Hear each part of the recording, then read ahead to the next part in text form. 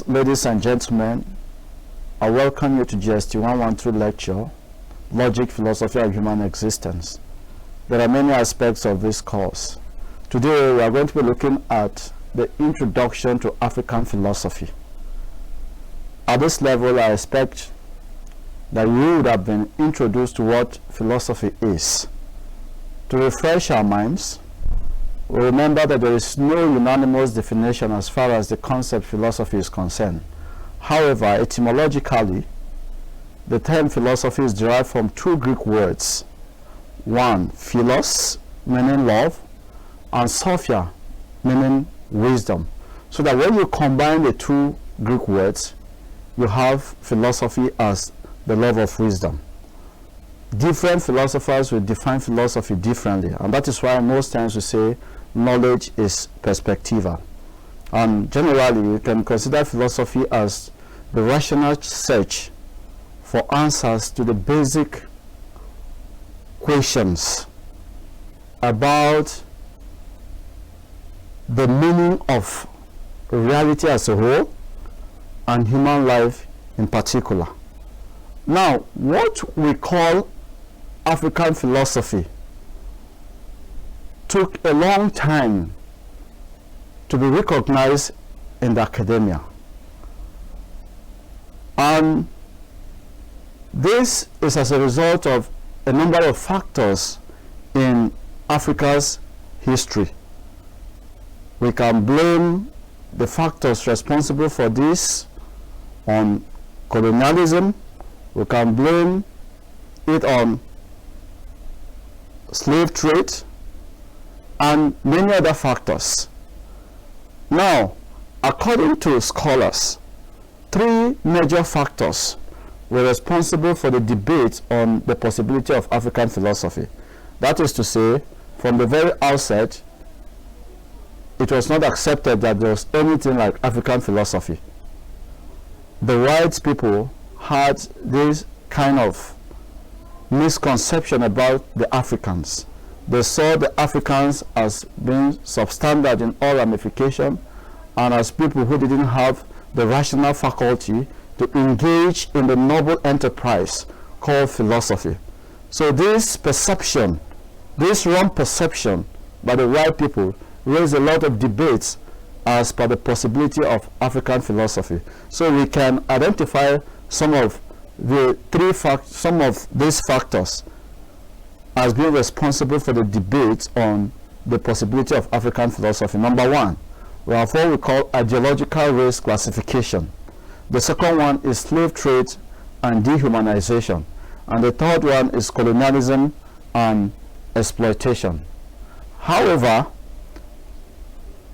at the point we are now, the debate on the possibility of African philosophy has been laid to rest.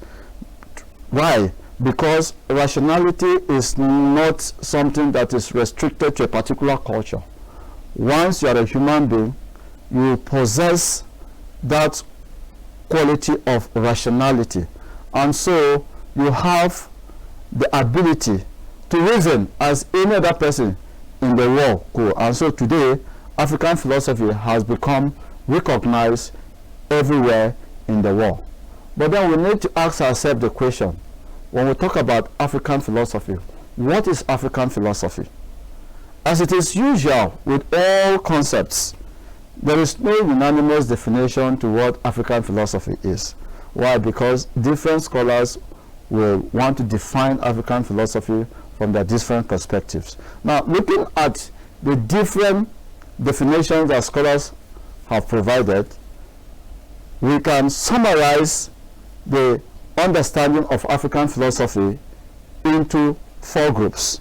For the first group, what we call African philosophy is the philosophical thoughts of Africans as could be sifted from their various worldviews, myths, proverbs, legends, folklores, and what have you.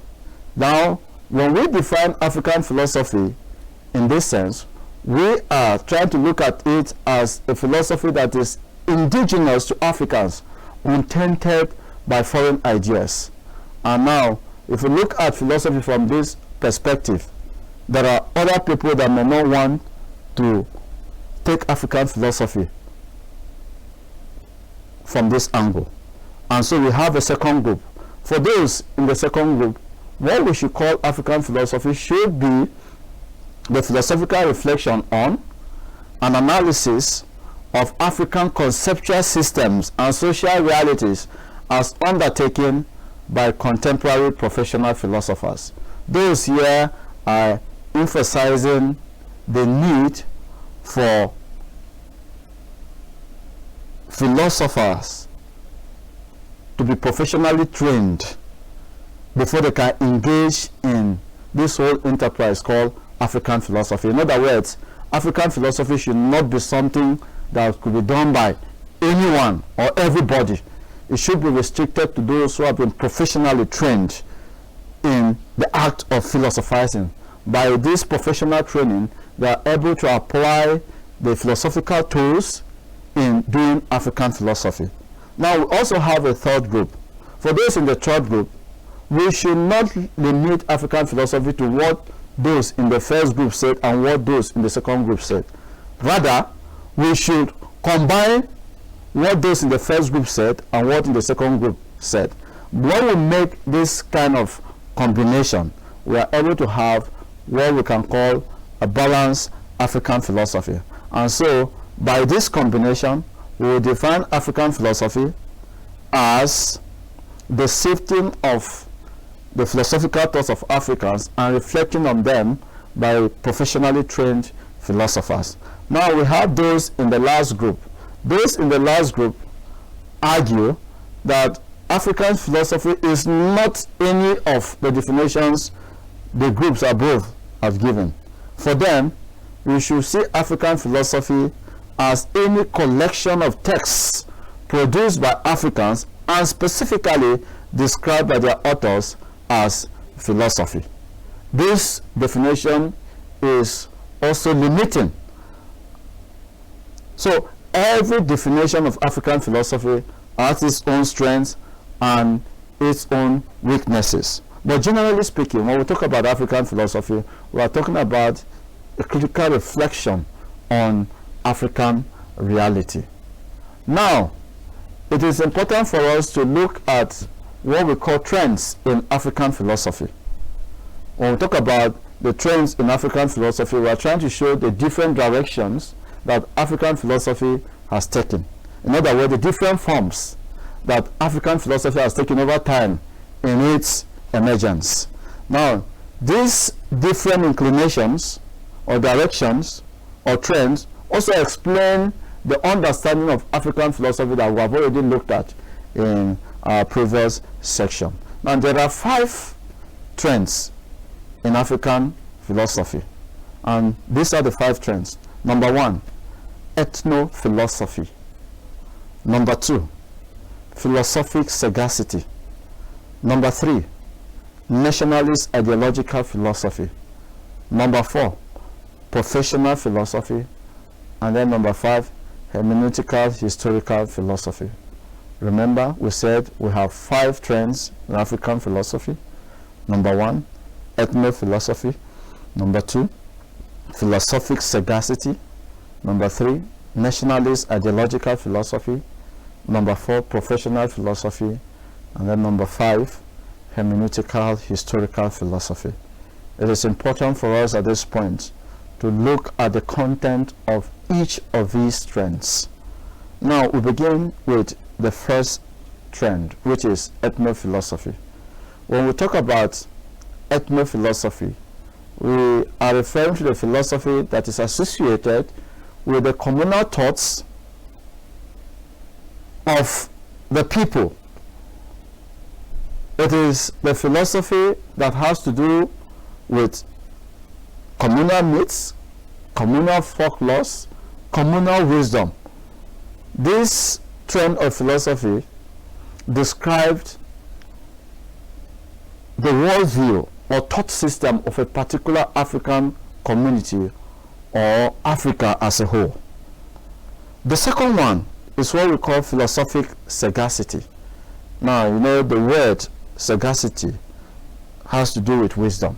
So when we talk about philosophic sagacity as a trend in African philosophy, we are referring to the trend whereby wise men and women reputed for unadulterated traditional wisdom, or who are independent thinkers, are sought after and identified from within the society. Now, these wise men and women are considered as the repositories of our own African culture. We consider them as the reservoir. You know, there are people we can always fall back to. If you look at your own culture, there are wise men and women that can provide you answers for all the questions you have to ask about your people, how you came to be where you are, the historical events that led to the things that are peculiar to you people. When you meet such persons, then they will give you so much about your own people. These are the people we consider under the category of philosophic sagacity. There must not be people who have gone to school. There must not be people who can read and write. They are just blessed with societal wisdom, so they can provide you with all you need to know about your culture. And so when we depend on these people, according to this trend, they can provide us with enough material, enough information as far as African philosophy is concerned. Then we also have the third group, which is the nationalist ideological philosophy. Here, this trend has to do with the attempt at evolving a new or unique political theory on traditional African socialism and familyhood.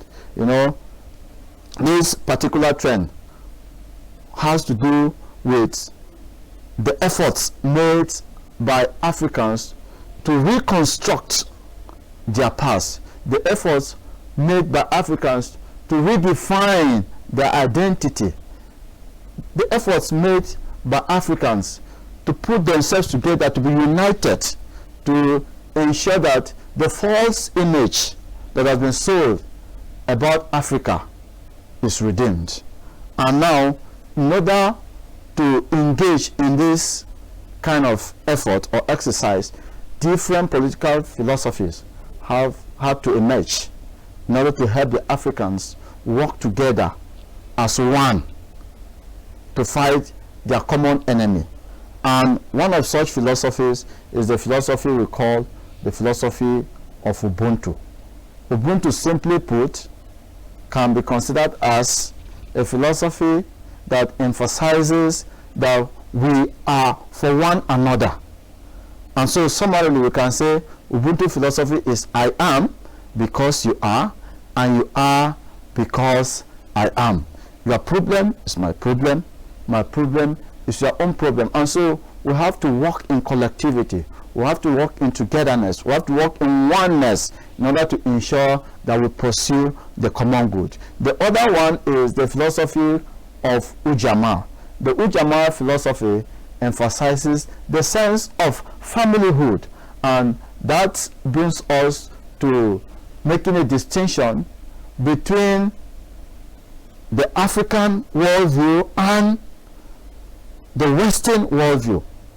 The traditional African worldview is communalistic in nature. And when we talk about it being communalistic in nature, we're talking about the African people having this sense of oneness, this sense of togetherness, this sense of community. We want to do our things together. We want to be our brother's keeper, our sister's keeper in all situations, whether good or bad. But the Western worldview is often considered as being individualistic. The self, the self, the self.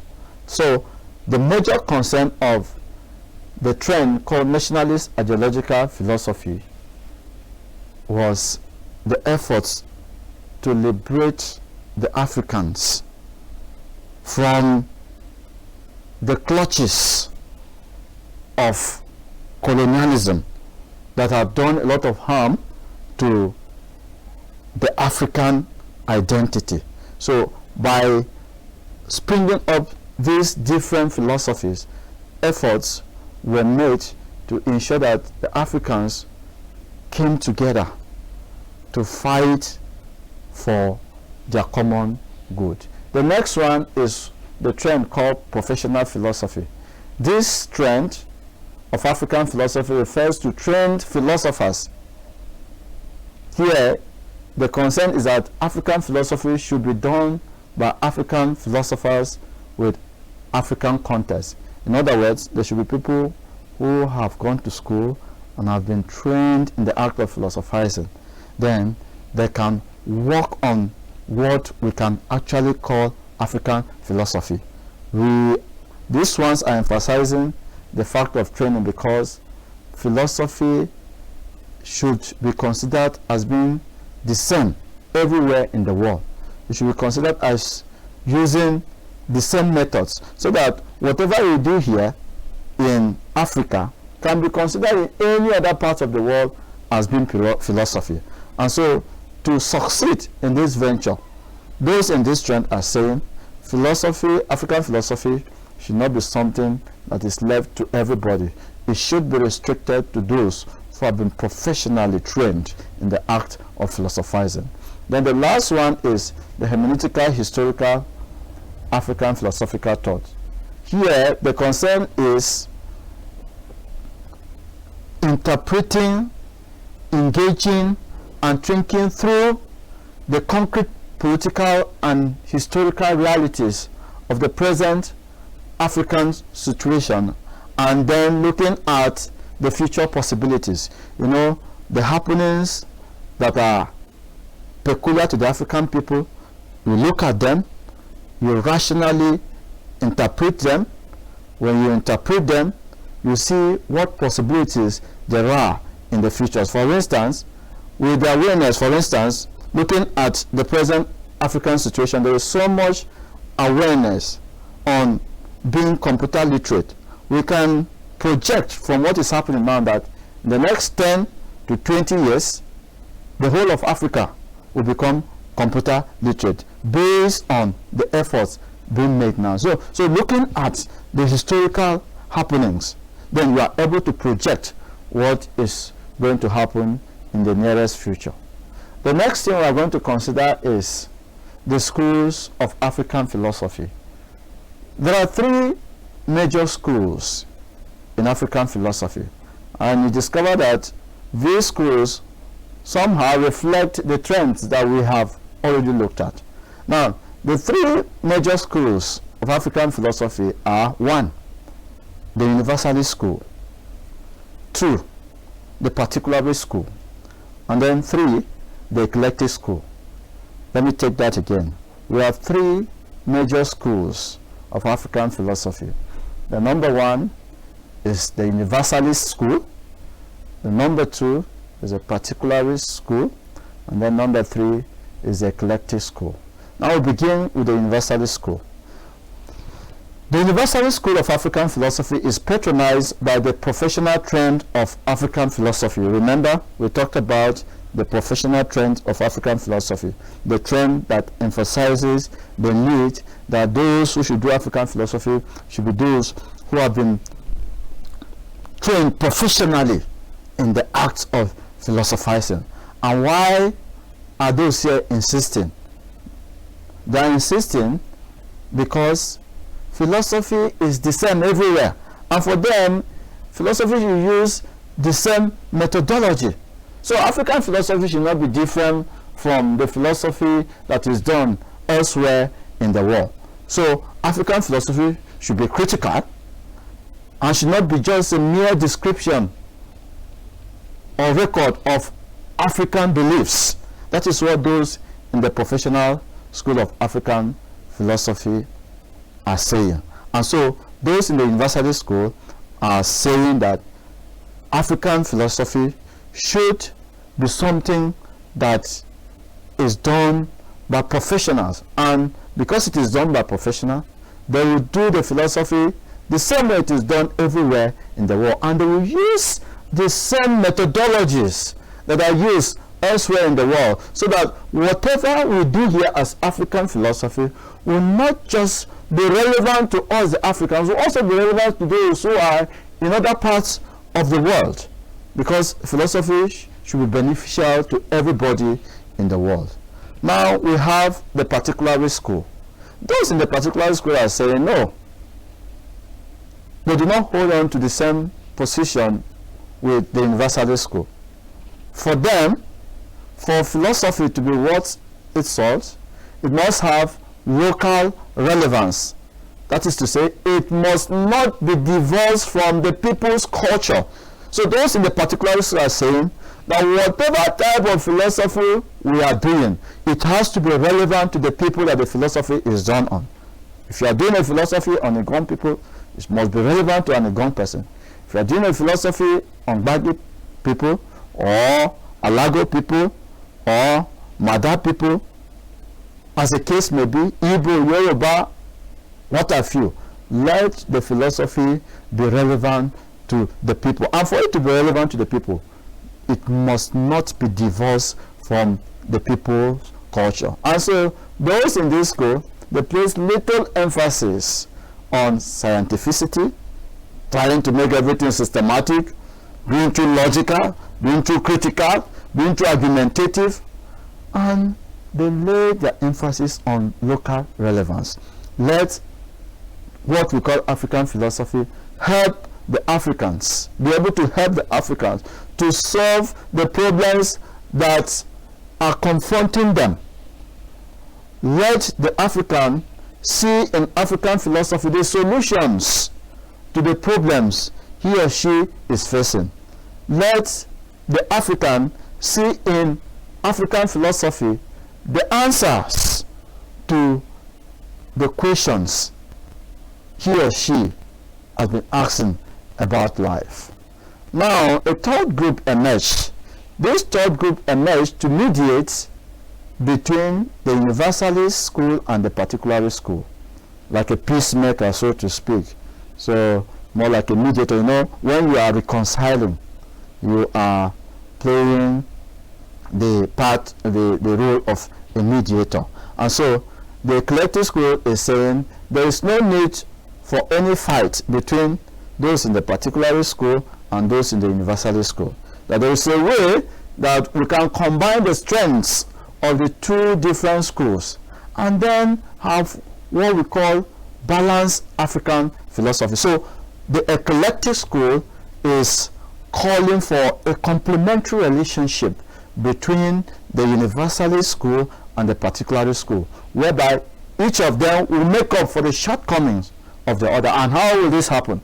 Now, the particularist school will provide the raw materials needed for African philosophy, and these raw materials will certainly be got from our different culture.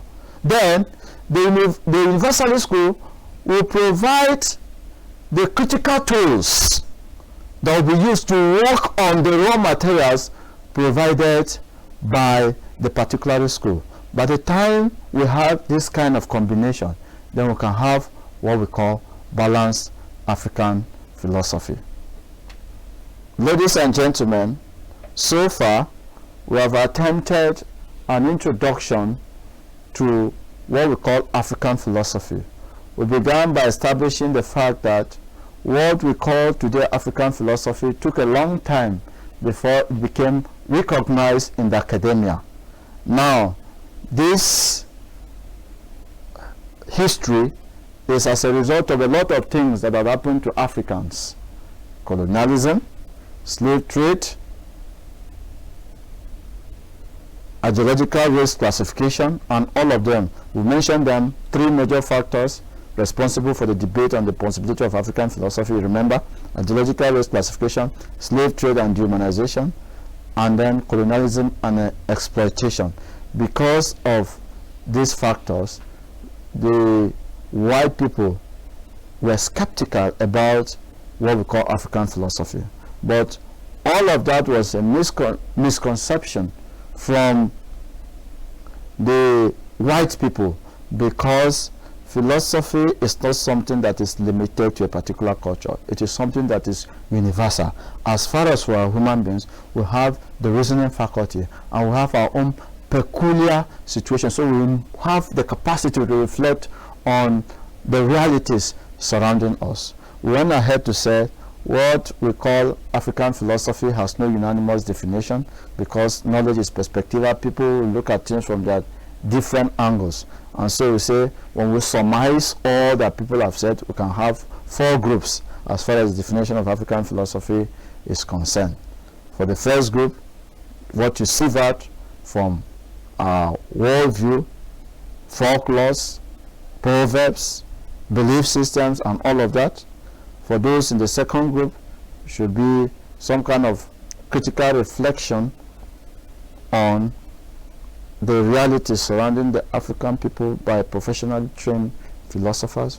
For those in the third group, we should combine what we have in the first group with what we have in the second group. And then those in the last group, it should be a collection of textbooks, but we said it has to do with the reflection on African reality. And then we say we have 5 trends in African philosophy, 5 directions as far as the emergence of African philosophy is concerned.